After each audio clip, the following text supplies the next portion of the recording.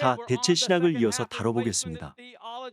이전에 말씀드렸는데 대체 신학이 어떤 영향을 미쳤나요? 예수와의 모습을 이렇게 바꾸었습니다. 그러고서 사람들은 유대인이 왜 예수와를 알아보지 못하는지 궁금해하죠. 나눠드린 노트에는 없지만 추가로 성경 말씀을 짚어드리자면 제가 이미 지난 몇 주간 언급했던 말씀이라 익숙하실 겁니다.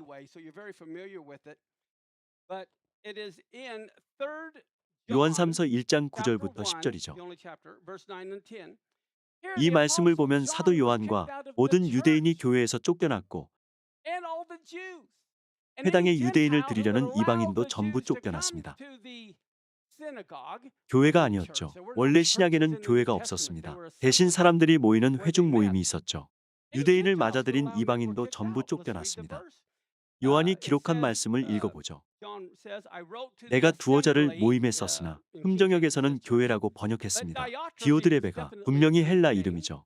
그들 중에 으뜸되기를 좋아하는 디오드레베가 우리를 맞아들이지 아니하니 우리는 사도들을 말하는 겁니다. 디오드레베는 사도들을 맞아들이지 않는다는 거죠. 그러므로 내가 가면 그 행한 일을 잊지 아니하리라. 그가 악한 말로 우리를 비방하고도 오히려 부족하여 형제들을 맞아들이지도 아니하고 다른 유대인들을 말하는 거죠. 맞아들이고자 하는 자를 금하여 교회에서 내쫓는도다. 2000년 전 교회에서 사람들을 내쫓는 일이 벌어졌죠.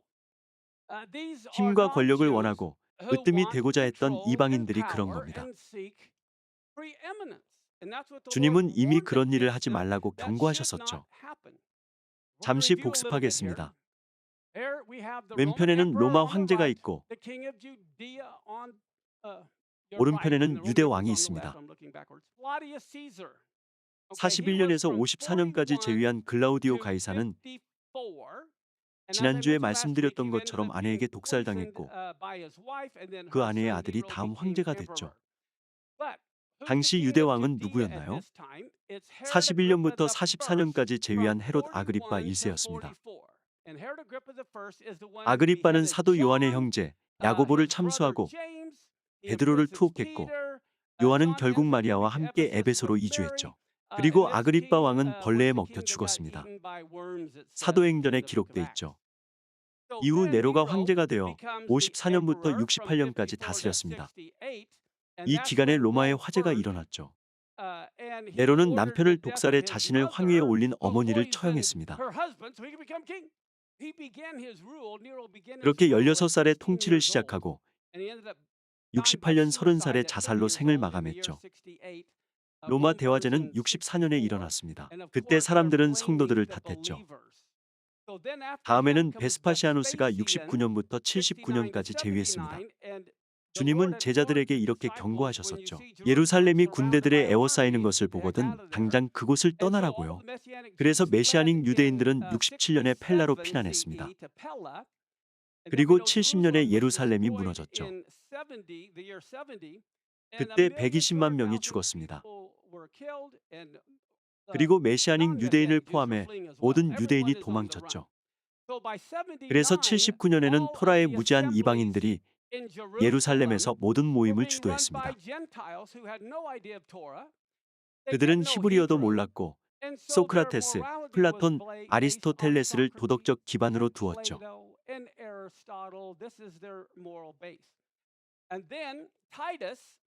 그리고 베스파시아누스의 아들인 티투스가 재위했고 예루살렘을 정복했습니다. 79년부터 81년까지 짧게 통치했죠. 당시에는 이방인 성도들이 주도권을 장악하고 있었습니다. 그들은 토라나 히브리어를 전혀 모르고 헬라 철학을 도덕적 기반으로 두었죠. 이제 다음 장을 보면 도미티아누스가 로마 황제로서 81년부터 96년까지 재위했습니다. 베스파시아누스의 또 다른 아들이자 티투스의 형제였죠. 도미티아누스는 95년에 요한을 반모섬으로 추방했습니다. 요한은 그곳에서 계시록을 기록했죠. 그리고 요한은 폴리캅을 서머나의 감독으로 임명했습니다. 정리하면 어떻게 되나요? 가톨릭에서는 로마의 감독을 교황이라고 칭하는데 그들은 교황이 아니라 감독일 뿐이었습니다. 88년부터 97년까지 로마의 감독은 클레멘트였죠. 폴리캅은 95년에 서머나의 감독이 됐습니다. 그러다 네르바가 도미티아누스를 살해하고 96년부터 98년까지 로마 황제로 재위했죠. 네르바는 96년에 요한을 반모섬에서 풀어주었습니다. 요한은 에베소로 돌아가 마리아를 부양했죠. 그리고 요한은 그때 요한복음과 요한일서에서 3서를 기록했습니다. 즉 100년경의 요한 서신을 기록한 거죠. 이해되시나요? 메시아가 돌아가시고 70년이 지난 98년에서 99년경에 회당을 장악한 이방인들에 관해 요한이 편지를 쓴 겁니다. 이 일들이 일어난 시간대를 이해하셨으면 좋겠습니다. 이후 네르바의 양자인 트라야누스가 98년부터 117년까지 로마 황제로 재위했고 당시 로마의 감독은 에바리스토였습니다. 폴리캅은 95년부터 계속 감독을 맡고 있었죠. 여기서 짚고 싶은 점은 폴리캅은 클레멘트와 아는 사이였습니다. 폴리캅은 로마의 감독과 아는 사이였죠. 추정상 로마의 초대 감독은 베드로였습니다. 교황이라고 하지 않겠습니다. 베드로가 로마의 초대 감독이었죠. 역사적으로 클레멘트는 베드로 다음 2대 감독으로 알려져 있습니다. 자, 이제 이것을 보시면 바울은 로마가 예루살렘을 정복하기 전인 64년에서 65년경에 죽었습니다. 베드로는 64년에서 68년경에 죽었죠. 바울과 베드로는 비슷한 시기, 곧 성전이 무너지기 직전에 죽었습니다. 이게 무엇을 의미할까요? 베드로와 바울이 클레멘트를 알았다는 거죠. 이해되시나요? 베드로, 바울, 폴리캅 등 많은 사람이 서로 아는 사이였습니다. 물론 클레멘트와 폴리캅이 바울과 베드로보다 훨씬 어렸을 테지만 어쨌든 서로 아는 사이였죠.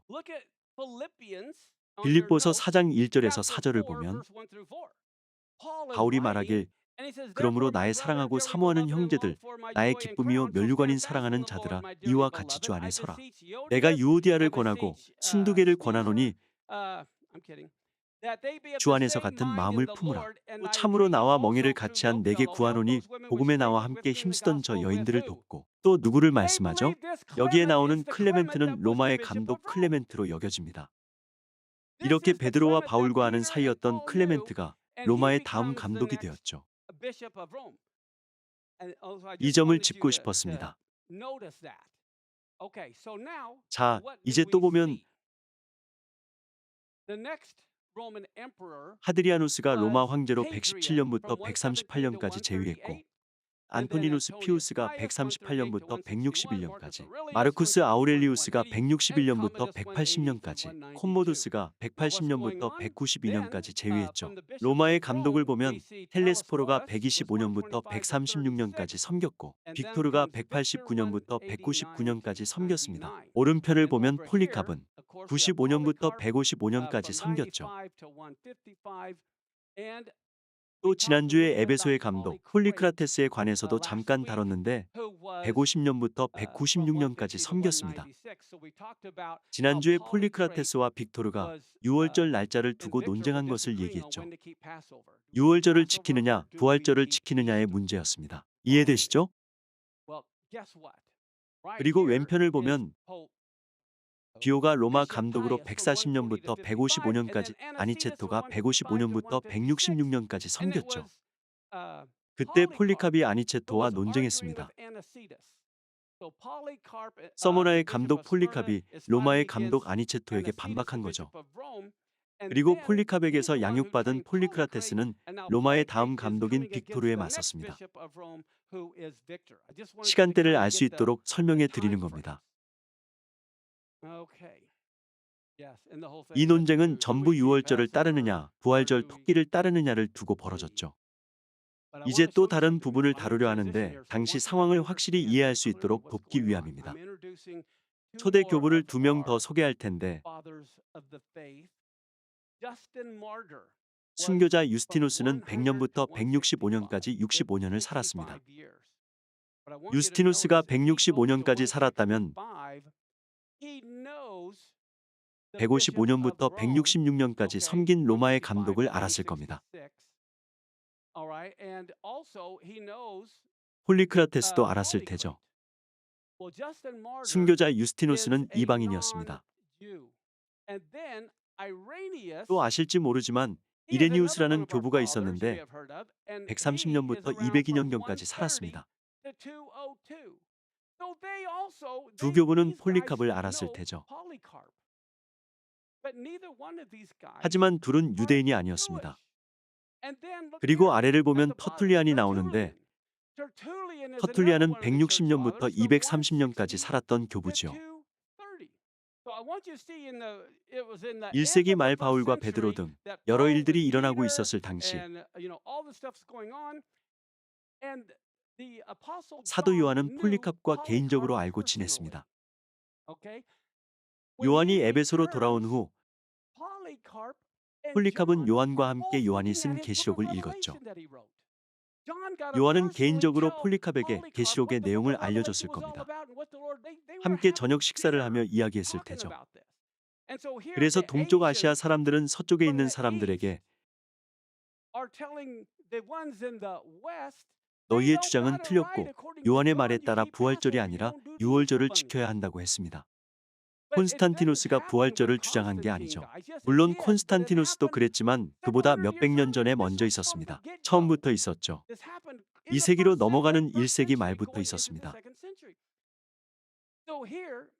130년부터 202년까지 살았던 이레니우스는 사실 서모나에서 태어나 폴리캅에게서 양육받았죠. 유대인은 아니었습니다. 그리고 이레니우스는 프랑스 리옹의 감독이 됐죠. 즉 서쪽에서 태어났지만 동쪽으로 넘어갔다가 이후 프랑스 리옹의 감독이 된 겁니다. 아니체토는 155년부터 156년까지 로마의 감독으로 섬겼는데 당시 폴리캅은 서모나의 감독이었죠. 그리고 무슨 일이 있었을까요? 빅토르가 로마의 다음 감독이 됐죠. 아니체토에게는 폴리캅이 맞섰는데 빅토르에게는 폴리크라테스가 맞섰습니다. 서모나의 감독이 아니라 에베소의 감독이 맞선 거죠. 자, 이야기를 이어가면 100년부터 165년까지 살았던 순교자 유스티누스는 팔레스티나에서 태어난 이교도로 헬라 철학을 공부했고 히브리어와 아람어를 전혀 알지 못했습니다. 유스티누스는 초대 교부 중 한 명이죠. 160년에 유스티누스는 이런 글을 남겼습니다. 다시 이미지를 보죠. 보시다시피 160년에는 폴리크라테스도 있었습니다. 앞으로 가서 160년을 보면 분명히 적혀 있죠.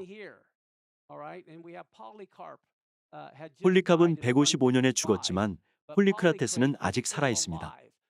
자, 다시 돌아가죠. 160년의 순교자 유스티누스는 유대인에게 이렇게 말했습니다. 말씀은 이제 너희의 것이 아니라 우리의 것이다. 대체 신학을 말하는 거죠. 말씀은 이제 너희의 것이 아니라 우리의 것이다. 유대인 트리포와의 대화에 관해 들어본 적 있으신가요? 아주 유명한 책인데 인터넷에서 무료로 읽으실 수 있습니다. 이 책은 이렇게 주장하죠. 그리스도를 통해 구약의 예언이 성취된 것은 옛 언약이 일시적인 것이며 이방인의 소명이 이스라엘을 대신하는 것임을 증명한다. 유스티누스는 이런 가르침을 전했습니다. 크리스천이 이스라엘을 대신한다는 것이죠. 또 이레니우스가 있는데 이레니우스는 177년 곧 폴리크라테스가 감독으로 있고 자신 또한 프랑스 리옹의 감독이었을 때 유대인은 하나님의 은혜를 이어받을 상속권을 박탈당했다고 했습니다. 1세기에서 2세기의 초대 교부들은 이런 말을 했죠. 또 앞서 말한 터툴리안을 보면 터툴리안도 160년부터 230년까지 비슷한 시기에 살았는데 유대인을 비난하는 제목의 편지를 썼습니다. 하나님은 유대인을 거절하고 크리스천을 편애하신다고 말했죠. 이게 역사입니다. 그리고 마침내 콘스탄티누스를 보면 콘스탄티누스는 306년에 최초로 크리스천 로마 황제가 됩니다. 앞서 봤던 로마 황제들 기억하시죠? 이제 크리스천이 된 로마 황제가 등장했습니다. 콘스탄티누스는 321년에 기독교를 제국의 국교로 제정하고 다른 모든 종교를 배제했죠. 그리고 이런 글을 남겼습니다. 니케아 공의회 때 기록인데 지난주에 니케아가 튀르키예에 있었다는 걸 기억하시죠? 로마가 튀르키예를 정복하면서 아시아의 서구 기독교의 사고방식이 침투했죠. 자, 이제 사료로 남아있는 편지를 그대로 읽어보겠습니다. 공의회에 참석하지 않은 모든 이들에게 보내는 콘스탄티누스 황제의 편지. 참고로 이 글은 유세비우스의 책에서 볼 수 있습니다. 성스러운 부활절 축일과 관련된 질문이 제기되었을 때 우리는 다수의 말을 따라야 하나요? 하나님의 말씀을 따라야 하나요? 모든 사람이 보편적으로 생각했다. 우리는 편리함을 따라야 하나요? 하나님의 말씀을 따라야 하나요? 이어서 글을 보면 모든 사람이 보편적으로 한날의 절기를 지키는 것이 편리하다고 생각했다. 유대인의 관습을 거부함으로써 우리는 부활절을 기념하는 적합한 방식을 후손들에게 전수할 수 있다. 그러므로 우리는 유대인과 공통점을 가져서는 안 된다. 구주께서 우리에게 다른 길을 보여주셨기 때문이다. 우리의 예배는 더 적합하고 더 편리한 방식을 따른다. 따라서 만장일치로 이 방식을 채택함으로써 혐오스러운 유대인의 모임으로부터 우리 자신을 분리하기를 원한다.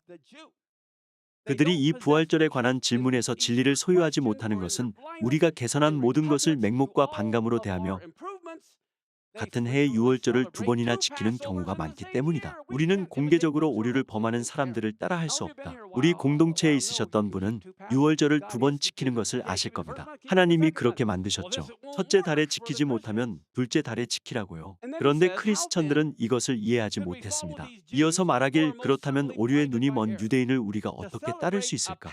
유월절을 한 해에 2번 지키는 것은 절대 용납할 수 없는 일이다. 그들은 토라를 보지 못했습니다.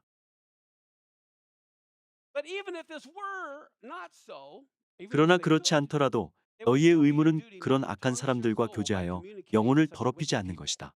너희는 이 지방에 있는 교회의 수가 다수를 이루는 점을 고려하고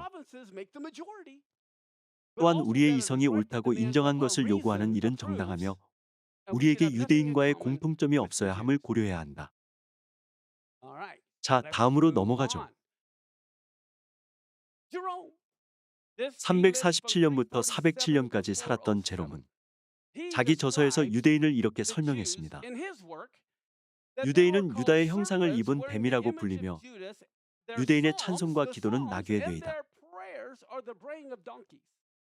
성 제롬이 이렇게 말한 거죠. 또 4세기로 가면 황금 2배 연설가로 알려진 크리소스토모스가 있습니다. 안디옥의 감독이었죠. 크리소스토모스는 위대한 연설가로 유명한데 유대인을 비난하는 설교 8편을 기록했죠. 크리소스토모스가 한 말을 들어보세요. 회당은 사창가이자 극장일 뿐만 아니라 강도의 소굴이자 들짐승의 집이기도 하다. 하나님을 흠모하는 유대인은 없다. 유대인은 숙련된 살인자이고 마귀에게 사로잡힌 자이다. 그들은 방탕과 방종으로 돼지와 같은 태도를 취한다. 한번 생각해 보세요. 이때는 4세기 말이었는데 이후 이슬람이 와서 유대인을 돼지라고 불렀습니다. 교회를 보고 배운 거죠. 그리고 5세기로 가면 성 아우구스티누스가 등장합니다. 5세기 곧 500년이 지난 당시 뜨거운 논란을 일으킨 질문이 있는데 유대인과 유대교가 하나님께 저주받았다면 어떻게 그들이 아직도 존재하는가였죠. 아우구스티누스는 설교에서 유대인을 비난하며 이 문제를 다루었습니다. 유대인은 예수를 죽인 죄로 가장 가혹한 형벌을 받아 마땅하지만 그들이 지금껏 살아있는 것은 신성한 섭리에 따라 그들의 경전과 함께 봉사하며 기독교의 진리를 증거하기 위함이다. 자, 또 무엇이 있을까요? 스트라스부르크 대성당에 있는 조각인데 유대교에 대한 기독교의 승리를 상징합니다. 스트라스부르크 대성당 벽에는 유대인의 타락이 신학적으로 설명돼 있죠. 교회는 왕관을 쓰고 있지만 회당은 복음의 진리에 눈이 가려진 채 구약에 부러진 지팡이에 계속 기대어 있습니다. 토마스 아퀴나스가 누군지 아시나요? 토마스 아퀴나스가 말하길 기독교를 받아들이지 않은 죄로 유대인을 종신 노예로 삼았고, 그러므로 왕자들은 모든 유대인의 소유물을 국가 소유로 간주할 수 있다.